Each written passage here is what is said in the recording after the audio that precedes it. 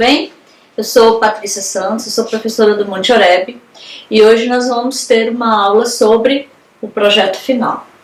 O projeto final de vocês, ele tem um tema definido, que é a contabilização de uma sociedade por cotas de responsabilidade limitada, que nós vimos que são as LTDAs, nos processos de constituição, operação, alteração e baixa. Então, o tema é um tema bem razoável, bem fácil, para que vocês possam fazer o projeto final. E aí eu vou aqui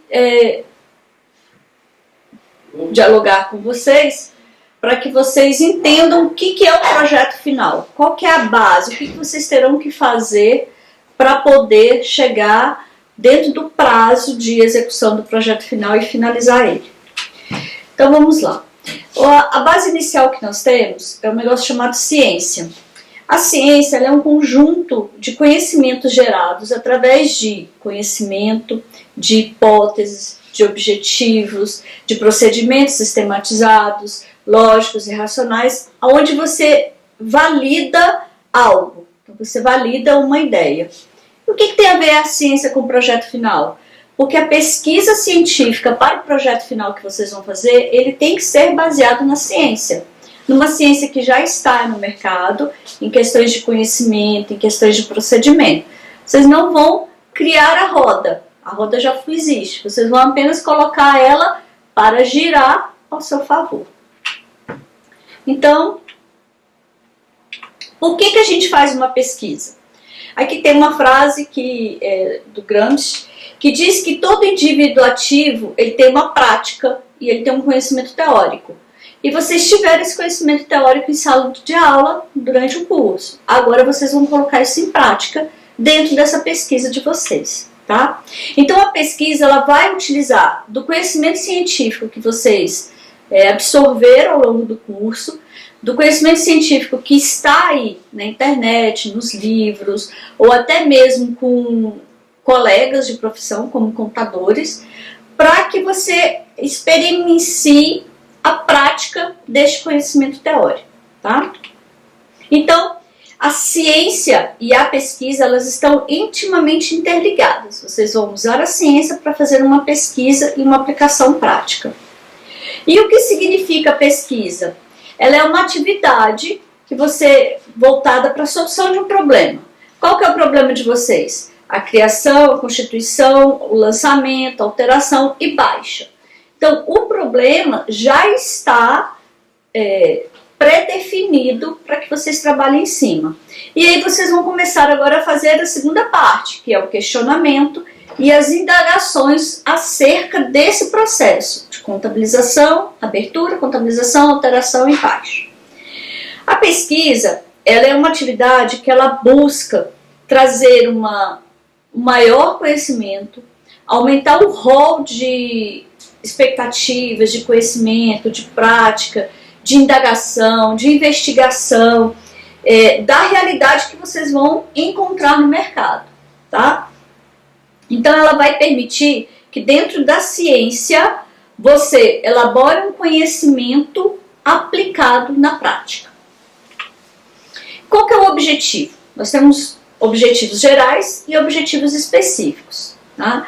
Então o objetivo geral você tem que alcançar esses três aqui, que é uma pesquisa exploratória, ou seja, você vai sempre identificar, levantar e descobrir como que se faz o processo de criação, lançamento, alteração e baixa de empresas limitadas.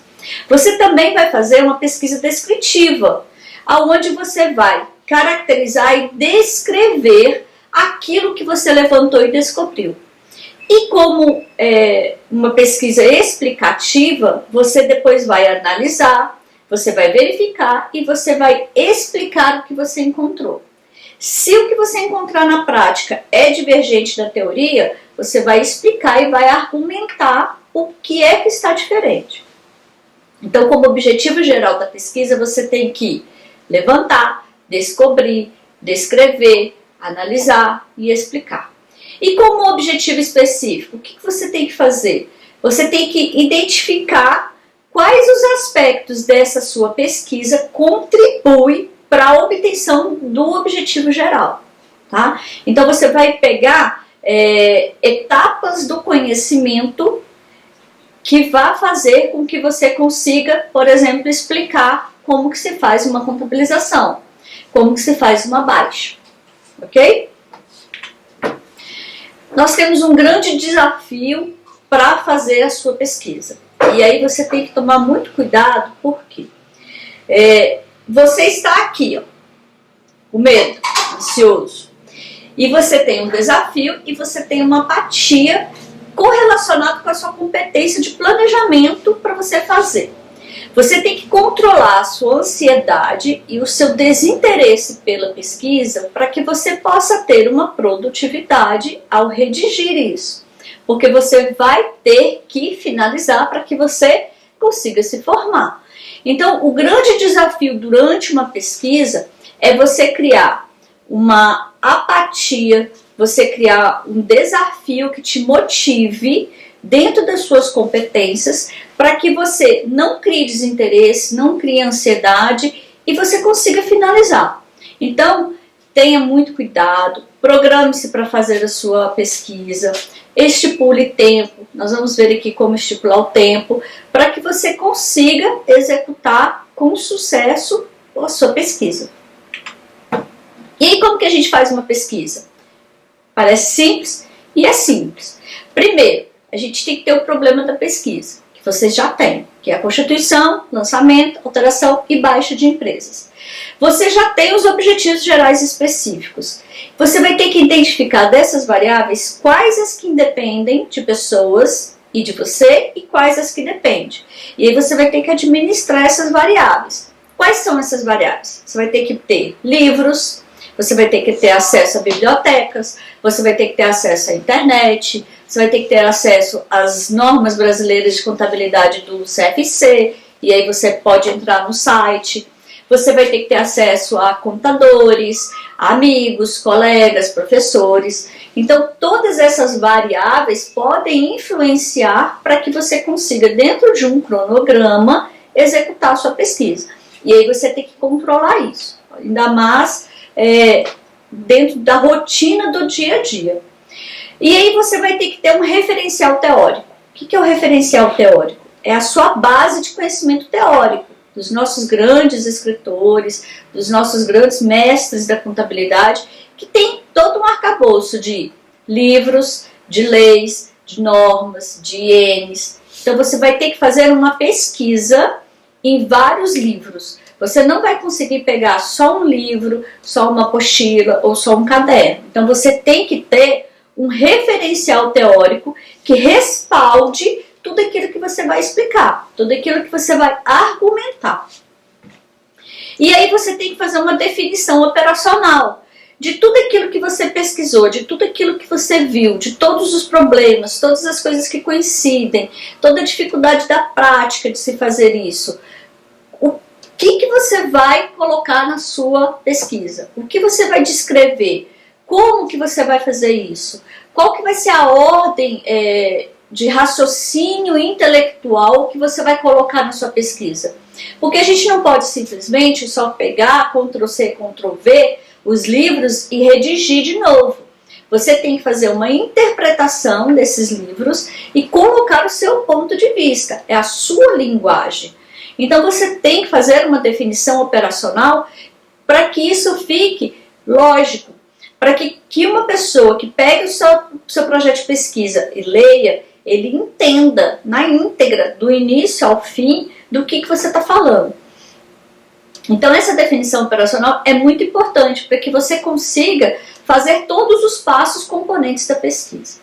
E aí nós temos um grande instrumento de coleta de dados. Então você pegou todos os livros, todos os materiais, todos os sites, todas as informações, as entrevistas, os questionários, tudo que você usou, você tem muitos dados. E aí você tem que tratar estes dados. Como que você trata?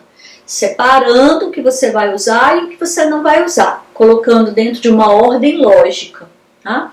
E aí você vai discorrer sobre esses resultados. Então você vai começar a escrever No início é mais difícil começar a escrever, mas você vai escrevendo, vai escrevendo, vai escrevendo. Quando você chegar na metade ou no fim, você volta, realoca a ordem do raciocínio, veja se aquilo está tudo certo. Qualquer coisa você pode mover a ordem para que o raciocínio da sua pesquisa fique lógico e entendível. Aí você tem uma conclusão, você vai ter que chegar à conclusão. A prática é igual à teoria? E vai fazer também uma referência bibliográfica. Então é assim que a gente faz uma pesquisa, tá? Você define o tema, define os objetivos, faz o procedimento, define o que você vai escrever, separa o que você vai colocar, trata os dados, escreve, conclui e põe onde você tirou as informações. As etapas de uma investigação científica. Nós temos 5 etapas. Primeiro, escolha do tema. Depois, o planejamento dessa investigação, né?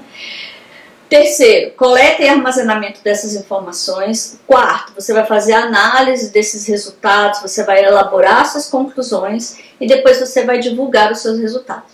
E agora nós vamos ver o que compõe cada uma dessas 5 etapas. Primeiro, escolha do tema. O tema, ele tem que ser algo que te motive, ele tem que ter interesse da sociedade, porque você não vai escrever uma pesquisa que as outras pessoas não tenham interesse em ler, né? Então você tem que colocar algo que estimule as pessoas a se interessarem. Você pode pegar ideias em livros, né? Você pode pegar ideias com colegas e de outras monografias. O tema de vocês, na verdade, ele já está definido. Agora você tem que criar a estrutura que você vai trabalhar com este tema, tá?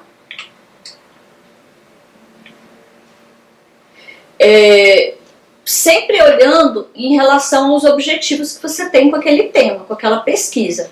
Tente não fugir muito disso para que você não tenha muitos dados e depois você não consiga compilar e nem colocar isso em ordem, tá? Então mantenha sempre o seu objetivo da pesquisa na realização do seu objetivo geral, que é a escrituração, a criação, a alteração e a baixa das empresas. Então, como escolher o tema, eu coloquei aqui, mas você já tem o tema, né? Então a gente pode fazer uma pesquisa bibliográfica. Então você vai em livros e busca o que estão falando os livros sobre o seu tema que você tem interesse, que você vai redigir. Você pode fazer levantamento de métodos e técnicas. Então como que eu faço uma investigação a respeito desse meu tema? Eu vou em livros, eu pego o sumário dos livros, eu vou na internet para ver o que tem de monografias.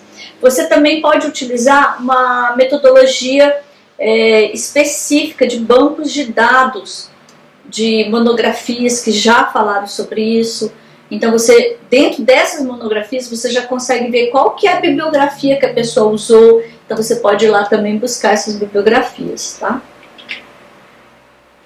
Você pode utilizar a internet. A internet, ela é uma fonte de busca, só tem que tomar cuidado porque blogs não são aceitos como fonte de pesquisa científica.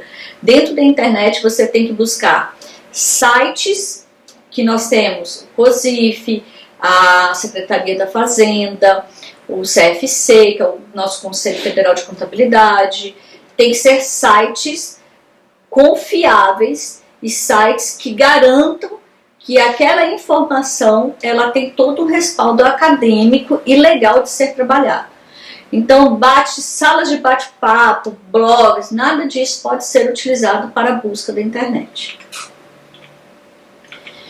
Então, o tema aqui, ele tem que ser relevante, como eu falei, e ele tem que ser factível para você pesquisar. Se você estiver trabalhando com um ponto de vista da sua pesquisa que você não tem aonde pesquisar, não faça. Volta e tenta achar uma outra direção da sua pesquisa para o seu tema, porque senão você não vai ter referencial teórico, e você tem que ter. Então, muito cuidado com a questão de você escolher um viés da sua pesquisa, onde você não vai ter referencial teórico.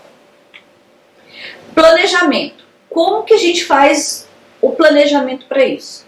Então você tem que pegar o calendário e aí vocês vão pegar na Secretaria do Monte Oreb qual que é o prazo de entrega do projeto de pesquisa e vai distribuir dentro do calendário que você tem de possibilidade para trabalhar, qual que é o período que você vai fazer pesquisa, qual que é o período que você vai tratar os dados, qual que é o período que você vai redigir, qual que é o período que você vai dar para o seu orientador para ele conferir, para ele validar. Tem que dar um tempo para o orientador olhar, aí você tem um tempo para corrigir. Então, o planejamento da sua investigação, da sua pesquisa, ela é primordial para que você consiga terminar a sua pesquisa dentro do prazo, tá? Não é nada difícil, basta você estruturar dentro daqueles passos que são definidos, tá? Então, nada mais é do que um cronograma de execução e entrega. Cuidado para otimizar o tempo, seja bem criterioso na divisão para que você não se perca dentro do tempo, tá?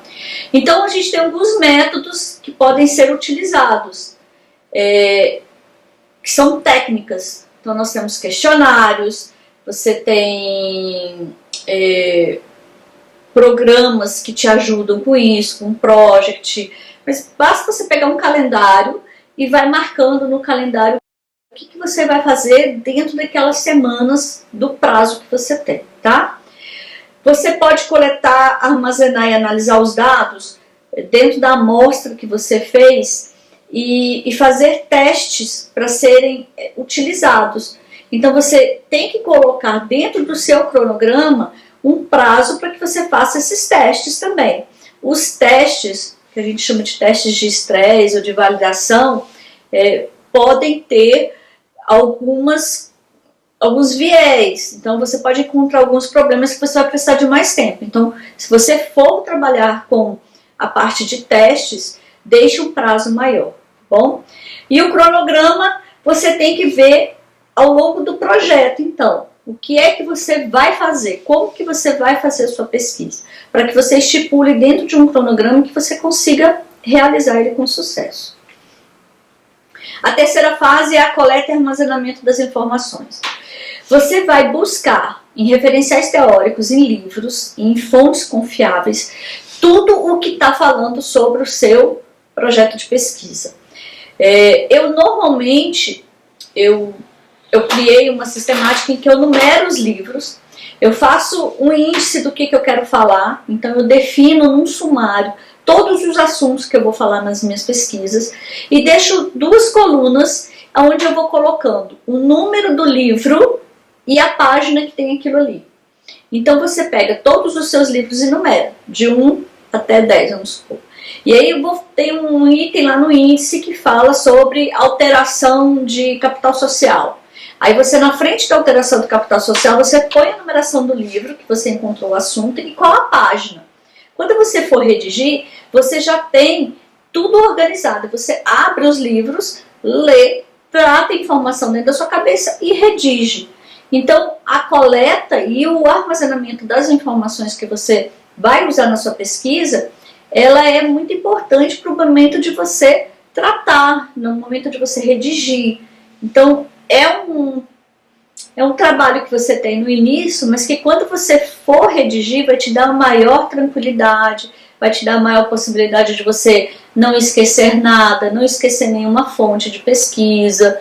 Então vale a pena investir um período para essa coleta, tá?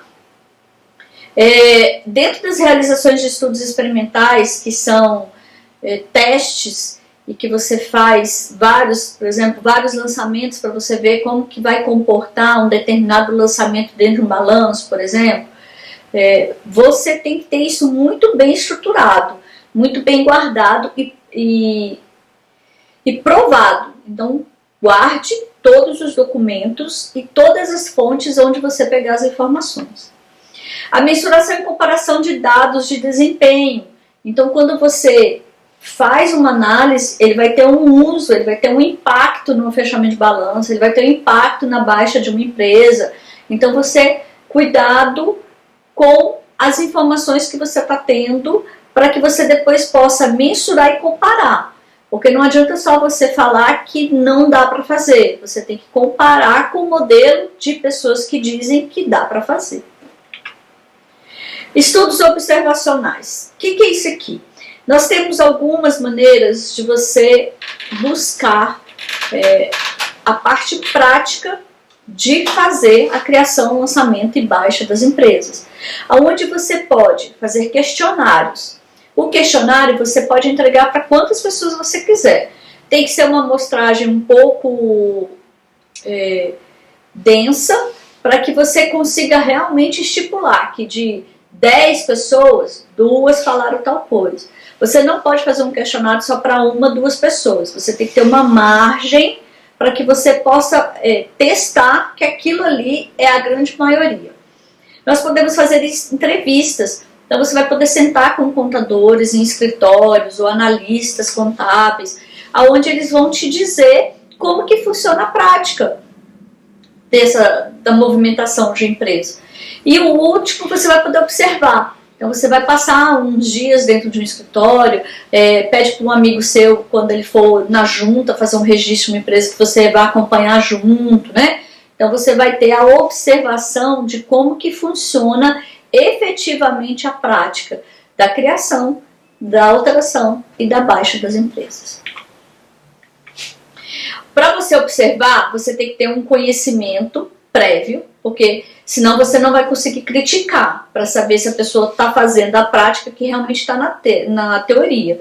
Você tem que ter um registro desse método que você está observando e aí você tem que escrever tudo que a pessoa está fazendo para você poder comparar com a teoria. E você tem que também ter uma visão para fenômenos não esperados. Então, principalmente quando nós vamos até a um órgão, existe de tudo, né? O órgão pode estar fechado, o funcionário que vai te atender ele pode não ter a prática, ele pode não ter a experiência. Então, existem fenômenos não esperados dentro dessa sua observação. Então, esteja preparado para eles. Os estudos experimentais. A gente tem algumas coisas que são importantes nisso. Então, a gente tem sujeitos que tem um grupo que controla e um grupo totalmente experimental. O de controle ele não recebe nenhuma influência sua. Já o experimental ele vai receber uma influência sua. Então, se você começar a indagar um contador, por que ele está lançando daquele jeito, por que ele está tendo essa dificuldade para baixar, você vai fazer um estudo experimental onde você está colocando uma influência. Tá? A relação causa-efeito, dentro dos grupos que você for olhar, que você for observar, você tem que registrar para que você tenha depois como comparar. Você tem que também ter as observações sempre de tudo que você estiver fazendo e você tem que tomar muito cuidado com os viés. O que são os viés? São os sis, os senões, os poréns, os contudo, e você tem uma maneira de eliminar ou reduzir esses viés para que você não se coloque numa sinuca de bico e que na hora que você for redigir, você não saber o que fazer com aquela informação do viés.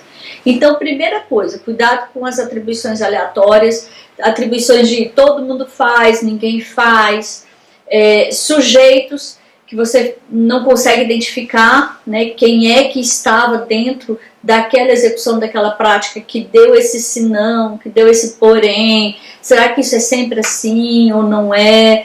Então, tenha muito cuidado com esses estudos experimentais se você for fazer algo de observação dentro de algum escritório. E as pesquisas, elas também tentam muito ignorar o estudo do duplo cego, né? Eu finjo que eu não estou vendo que tem esse viés e não vou abordar isso na minha pesquisa. É uma opção que você pode fazer, porém, às vezes um viés desse vai ser o que vai dar o brilho na sua pesquisa. Então vai ser algo que você vai testar, algo da sua experiência, da sua prática, do seu conhecimento que você vai levar para a sua vida profissional. Algumas pesquisas, algumas pessoas optam em não abordar esse tipo de coisa. Eu acho interessante e eu acho que é o que faz o diferencial da pesquisa. Quando nós temos um senso crítico, onde você consegue perceber e discordar e provar que tem algo que não está sendo feito como deveria ser, tá? Quarto passo, análise dos resultados e das conclusões. Então, nós temos dois tipos de análise para fazer. Você tem a qualitativa e a quantitativa. A qualitativa é em teoria, né? Você está validando com pessoas que têm renome, com pessoas que têm conhecimento. E a quantitativa é em valores. Então, vocês vão ter que, em algum momento, utilizar valores para você provar como que faz o lançamento, como que você coloca no contrato social o capital social que a empresa está investindo, o que você faz com esse capital social quando você vai dar a baixa. Então, você vai acabar trabalhando com números. Você tem que ter classificação, metodologia de classificação, de codificação e de tabulação desses resultados. Você tem que dividir em partes a sua pesquisa, tá? Então, a codificação. Esse aqui é o que eu falei que eu numero os livros. E conforme a numeração dos livros, eu vou encaixando aqueles livros dentro de um sumário prévio que eu fiz. Prévio. Ao longo do período que você for redigir a sua pesquisa, você pode alterar. E a tabulação é quando você disponibiliza essas informações em gráficos e em tabelas. Então você tem que ver se você vai ter alguma coisa para tabular, tá? As descrições e análise de dados. O que significa o dado? Ele pode ser um dado simplesmente que você está colocando a teoria, ou você pode trabalhar com números e gráficos e quantidades de pessoas em projeções, em estatísticas, né? Eu acho que vocês não vão conseguir usar nada de estatística, mas se você for, você pode usar média, você pode usar mediana, moda, e aí você tem que ter um conhecimento estatístico para isso, tá? De matemática e estatística. A análise de dados, ela também cria desvios, mudanças, quantidades de pessoas que fazem, quantidades que não fazem, e qual que é a quantidade que faz, mas por conta daquele específico ali, daquele cliente específico, ele pode não fazer. Então você cria esses desvios. E a relação de o que é normal e o que não é normal dentro de um processo de escrituração, de baixa de uma empresa. Por que ele está sendo feito daquele jeito? Por que não faz? E as diversas variáveis, tá bom? Elaboração das conclusões. Depois que você fez toda a sua pesquisa, você tem que concluir. Você tem que colocar o que você está pensando, o que você identificou, qual que foi o resultado, qual que é a comparação que você vai fazer, o que foi pertinente, o que não foi. E aí, para isso, você tem que tomar cuidado com generalizações, com exclusões, com os viés. Mas não é nada difícil de se fazer isso. E como é que a gente faz essa pesquisa? Como que você redige essas conclusões? Nós temos que usar as normas da ABNT. O que é a ABNT? É uma associação brasileira de normas técnicas que definiu como que se faz uma pesquisa, como que se redige um trabalho de monografia de uma pesquisa que você fez. Então, a ABNT, ela é utilizada para todas as monografias, desde o técnico até um doutorado, todo mundo usa o mesmo padrão, padrão de espaçamento, de folha, de fonte, e tudo isso aqui vocês vão ter bem detalhadinho na apostila, onde o Monte Oreb disponibilizou para vocês, mas a gente vai fazer um pequeno resumo. Primeiro, você tem 3 elementos para você colocar na sua monografia: o pré-textuais, os textuais e os pós-textuais. Os pré-textuais são as capas, o sumário, o agradecimento. Os textuais é a introdução, o desenvolvimento e a conclusão. E os pós é a bibliografia, são os anexos, são as tabelas, são as leis. Tá? Como eu falei, na apostila está detalhado. Então, quais são os elementos pré-textuais que nós vamos ter? Capa, folha de rosto, a errata, folha de aprovação, a dedicatória, os agradecimentos, a epígrafe, o resumo em língua vernácula e em língua estrangeira. Vernácula é a nossa língua, tá? E em inglês, a lista de ilustrações, de tabelas que você por acaso vá criar, abreviaturas, lista de símbolos e o sumário. Então, até aqui, você tem que fazer todos eles. O Monte Oreb definiu um exemplo, essa é a capa. Você tem que colocar seu nome lá em cima, colocar o título do trabalho e escrever que esta monografia foi feita para apresentar ao Monte Oreb como parte de conclusão do seu técnico, bota a cidade e o ano que você está entregando. Depois da capa, você tem que fazer os agradecimentos, a dedicatória, o resumo e o sumário, no mínimo. Esses de lista de tabelas, ilustrações, é apenas se você for fazer algumas, se você for colocar algumas. Se não, não há necessidade. Os textuais, introdução, desenvolvimento e conclusão, tá? O que é introdução? É uma prévia do que você vai falar no desenvolvimento. Se uma pessoa lê a introdução, ela vai saber exatamente sobre o que você vai discordar no seu desenvolvimento. É como se fosse um resumo. Você está preparando a pessoa para o que você vai falar, tá? Então você tem que ter justificativa, por que você está fazendo daquele jeito ali, por que você escolheu dar o viés, o que é que você vai falar. Você pode colocar uma parte do referencial teórico, então você vai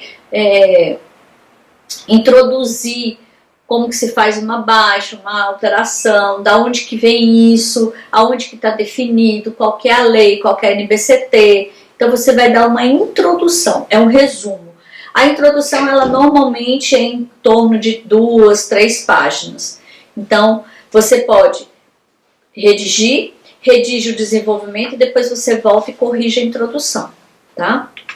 O desenvolvimento ou referencial bibliográfico, ele é onde você vai colocar tudo que você encontrou, tudo que você pesquisou, as suas indagações, os seus resultados, o que você viu, o que você praticou, onde você estudou. Você pode copiar frases e parágrafos de algum autor que justifique aquele seu raciocínio, desde que você coloque exatamente dentro de uma formatação que está dentro da BNT, que você identifique qual que é o autor, você pode pôr. A sua monografia ela não pode ser Ctrl+C, Ctrl+V só de cópia de livros, você tem que colocar aquilo que você identificou, aquilo que você trabalhou, que você pesquisou. Você tem que colocar o seu referencial, a sua ideia, tá? O seu conhecimento, respaldando com o referencial teórico, que são os livros, as leis, os sites, os conselhos, os questionários, as suas observações, tudo que você pesquisou. Bom? Para você ter um resultado mais eficiente dentro do seu desenvolvimento, você tem que tratar os dados. Que nem eu falei para você, o que é tratar? Você vai colocar dentro de uma ordem lógica de entendimento de como que você vai abordar aquilo. Então você começa pela criação da empresa. Você não pode falar já ali como que você faz uma alteração. Você está falando de criação. Aí você vai fazer um capítulo sobre alteração. Depois você faz um capítulo sobre baixa. Então você está separando, você está tratando os dados para que a pessoa entenda que ela tem a criação, a alteração e a baixa, tá? Você vai fazer uma exposição dos seus resultados obtidos na pesquisa. Então você vai colocar ali tudo que você viu, tudo que você alcançou, tudo que você entendeu, tudo que você pesquisou, tudo que você validou. Você pode também fazer uma análise do que você encontrou com as suas evidências, né? Então é quando você faz um referencial teórico respaldado em um livro. Então você coloca o que você encontrou, respaldando com um autor que é de renome. E as comparações. Então você vai fazer comparação do que está na teoria e do que você realmente viu na prática. E vai evidenciar a relação, a metodologia que você utilizou. Então você usou questionários, você referencia, você evidencia que aquele conteúdo que você está trabalhando ali naquele capítulo é proveniente de um questionário que você aplicou, e aí você vai explicar que você aplicou o questionário para tantas pessoas, que tantas responderam de um jeito, as outras responderam de outro, e aí você vai tratando essas comparações, tá? Com a metodologia que você utilizou. E aí nós vamos para a última parte dos elementos textuais, que é a conclusão. A conclusão, ela é exatamente sua. É o que você chegou de conclusão no assunto. Depois de toda a pesquisa que você fez, depois de toda a redação que você fez, qual que é o resumo? O que você conclui com aquilo ali? Eu concluo que a prática é exatamente como está na teoria. Ótimo, eu concluo que não é. Porque tem viés, como apresentado no desenvolvimento, aonde depende de um funcionário da junta, aonde depende de um senão de um sócio. Então você tem que colocar o que é que você realmente evidenciou. Você também tem que responder a sua pergunta inicial, do seu objetivo geral, dentro da conclusão. E você tem que esclarecer o que você descobriu, né? Tem que esclarecer o porquê que você descobriu aquilo ali. Ela não pode ser desconectada. O que quer dizer isso? Na conclusão, você chegar com uma ideia nova. Na conclusão, você falar que você não conseguiu identificar nem que sim, nem que não. Você não pode ficar em cima do muro. Você tem que identificar que ou a prática é igual à teoria ou não é. Que a abertura, lançamento, baixa e alteração das empresas, elas são feitas de acordo com o que está nas leis e nos livros. Você tem que chegar a uma conclusão conectada com o que você falou. Você não pode surgir com uma ideia do nada, uma nova ideia, um novo problema, uma nova indagação na conclusão. Não, tá? Se você quiser fazer isso, você faz dentro do desenvolvimento. E você também pode sugerir que, de repente, um dos dados que você não conseguiu validar direito, ou que existe muito viés, que ele seja estudado por outras pessoas para que seja realmente validado e confirmado aquele assunto ali, tá? Isso você pode fazer.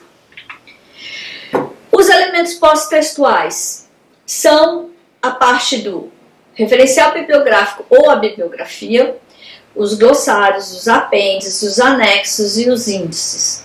Então você vai trabalhar com uma determinada NBCT que você identificou que tem uma falha e você precisa colocar ela como anexo. Você não vai colocar ela no meio do seu desenvolvimento, você vai citar o nome dela, você vai copiar o parágrafo da NBCT que fala aquilo ali e você pode colocar ela em anexo, tá?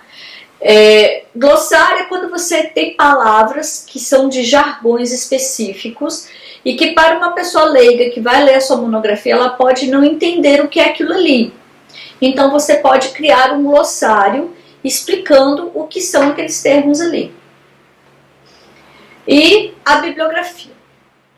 A bibliografia é todo o referencial teórico que você usou. Como que se faz uma bibliografia? Dentro da apostila de vocês e dentro da norma da BNT, está explicando como que você faz. Se você for pegar páginas na internet, se você for pegar livros, se você for pegar monografias, teses, doutorados, cada um tem um jeito de representar essa consulta. Então você tem que pegar a norma e ver exatamente. Nos livros, nas primeiras páginas, tem uma nota que ela é usada para ser registrada nas bibliotecas. Então lá tem o nome do autor, tem o nome da obra, tem a data de edição, tem a editora, tem o ano, tem a cidade. Aquele modelinho que está ali naquela nota é exatamente como você vai copiar para botar na sua monografia. Então dos livros são fáceis de fazer porque já está dentro do livro.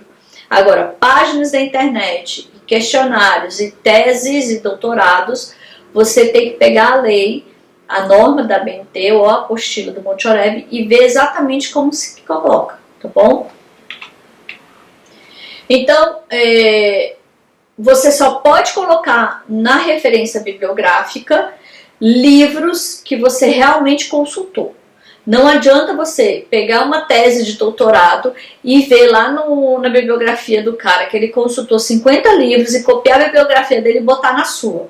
Porque não foi essa bibliografia que você consultou a monografia. Então, A monografia você vai colocar na sua bibliografia e não os livros que ele usou para fazer a monografia dele. Então você só pode colocar o que você realmente utilizou. Você precisa fazer uma correspondência do livro utilizado com o seu desenvolvimento. Então quando a gente olha na sua bibliografia, tem uma correspondência. Por exemplo, você não vai usar um livro de direito administrativo na sua bibliografia, se você não falou nada sobre o direito administrativo na sua monografia. Então ela tem que ter uma correspondência da sua bibliografia com o que você falou. O modelo, as formas de citações, tudo isso você pega dentro das normas. Aqui são as orientações diversas para você apresentar a sua monografia. Então tem os aspectos gráficos do trabalho, ou seja, qual que é o tamanho da folha, qual que é a fonte, qual que é a numeração de páginas, quantas páginas são, como que você configura a margem, que é 3 centímetros superior, 2 inferior, 3 à esquerda, 2 à direita. Tudo isso aqui está na apostila de vocês. Mas esse é o básico e vocês têm que se atentar a isso aqui, tá bom? Dúvidas, né? Consultem a norma da ABNT, tá bom? Elementos para elaboração dos textos monográficos. Como que se redige? Você nunca pode redigir a parte da introdução e do desenvolvimento na primeira pessoa. Eu validei, eu olhei, eu observei. Você não pode usar o pronome do eu. Você tem que sempre redigir na terceira pessoa do singular, tá? Então, sempre como passado, porque você fez a pesquisa, porque você estudou, porque você observou ontem. Quando a gente faz o pré-projeto de monografia, a gente usa o futuro, porque você ainda vai fazer. Agora, quando a gente faz a monografia, que é o caso de vocês, você tem que sempre utilizar os verbos no passado. A linguagem, ela tem que ser informativa e técnica. Você não pode usar jargões, você não pode usar palavrões, você tem que ter uma linguagem estruturada para você redigir. É um trabalho científico, é como se você estivesse escrevendo um artigo, como se você estivesse escrevendo um livro. Então você tem que tomar muito cuidado com a linguagem que você usa. Evitar a subjetividade, as pessoalidades, tá? Então eu acho, eu acredito. O eu validei é na conclusão. Quando você chegar na conclusão, você pode falar mais pessoal, que aí é o seu entendimento. Mas durante o desenvolvimento, você tem que sempre usar o verbo na terceira pessoa do singular, tá? E cuidado com palavras muito repetidas. Se você tiver com uma palavra que ela é muito usada, procure sinônimos para que a sua monografia não fique tão pesada a leitura, tá? Então, cuidado com as palavras repetidas.